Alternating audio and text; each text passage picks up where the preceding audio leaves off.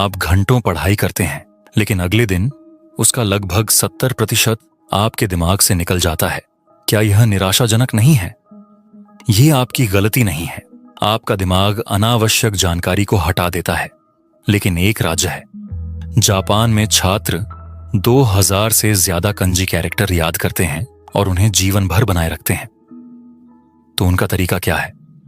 आपके शिक्षक ने कभी आपको यह नहीं बताया, लेकिन जो कारण आपको भूलने का होता है वह मेहनत की कमी नहीं है, बल्कि वह तरीका है जिसे आप उपयोग कर रहे हैं। पारंपरिक अध्ययन की तकनीकें जैसे नोट्स को फिर से पढ़ना, हाईलाइट करना या पैराग्राफ पर निशान लगाना आपको व्यस्त तो महसूस कराती है, लेकिन आपका दिमाग इन्हें पृष्ठभूमि की आवाज की तरह समझता है और अनदेखा कर देता है। जैसे इंस्टाग्राम के विज्ञापनों को आप बस स्क्रॉल करके छोड़ देते हैं। ईमानदारी से बताएं, कितनी बार आपने रात भर जागकर पन्नों के पन्ने हाईलाइट किए हैं और फिर परीक्षा में सब कुछ भूल गए? यह आपकी गलती नहीं है, यह न्यूरोसाइंस है। एक ऐसी चीज है जिसे फॉरगेटिंग कर्व कहा जाता है, और यह आपके द्वारा सीखी गई सारी जानकारी को चुपचाप नष्ट कर देती है।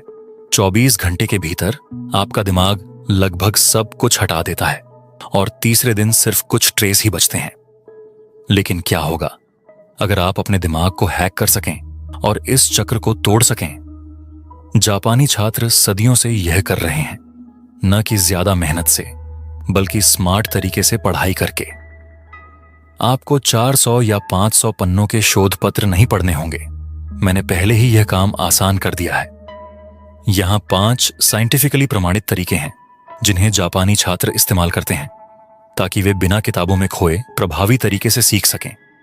आइए इन्हें एक एक करके समझते हैं। 1. एक्टिव रिकॉल, याददाश्त का समुराई तरीका। अक्सर लोग इनपुट पर ध्यान देते हैं, पढ़ना, देखना, हाईलाइट करना, लेकिन याददाश्त को मजबूत करने के लिए आउटपुट की जरूरत होती है। इसे ऐसे समझें जैसे आप मांसपेशियों को ट्रेन कर रहे हों।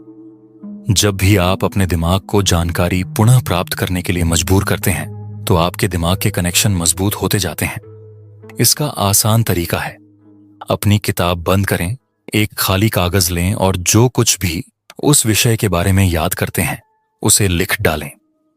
शुरुआत में यह थोड़ा कठिन लगेगा, लेकिन यही लक्ष्य है, क्योंकि ये संघर्ष आपके दिमाग में मजबूत कनेक्शंस बनाते हैं। पश्चिमी छात्र रटना करते हैं, जापानी छात्र ज्ञान बढ़ाते हैं। 2.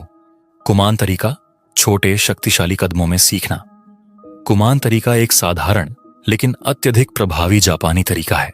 इसमें आप खुद को एक ही समय में बहुत सारी जानकारी से अभिभूत नहीं करते, बल्कि अपनी पढ़ाई को छोटे प्रबंधनीय हिस्सों में बांटते हैं। यह तरीका रोजाना छोटे छोटे हिस्सों में सीखने को प्रोत्साहित करता है, जिससे अवधारणाएं धीरे धीरे मजबूत होती जाती हैं और वे स्वाभाविक रूप से आपकी आदत बन जाती हैं। 3. स्पेस्ड रिपीटेशन, आपके दिमाग के लिए बागवानी का तरीका। स्पेस्ड रिपीटेशन को ऐसे समझें जैसे आप पौधे को पानी दे रहे हों। आप अपनी यादों को उसी वक्त ताजगी से भरते हैं जब वे खत्म होने वाली होती हैं।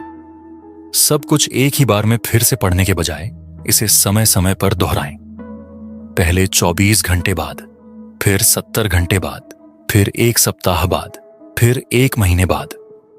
हर बार जब आप अपनी यादों को दोहराते हैं तो वे और तेज होती हैं और ज्यादा समय तक बनी रहती हैं। 4. काइजन, 1% दैनिक सुधार।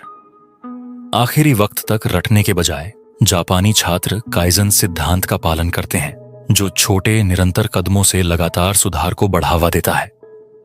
रोजाना 1% सुधार करने से बड़े परिणाम मिलते हैं, बिना किसी थकावट या तनाव के। सबसे अच्छी बात यह है कि यह सिर्फ 6 मिनट में काम करता है।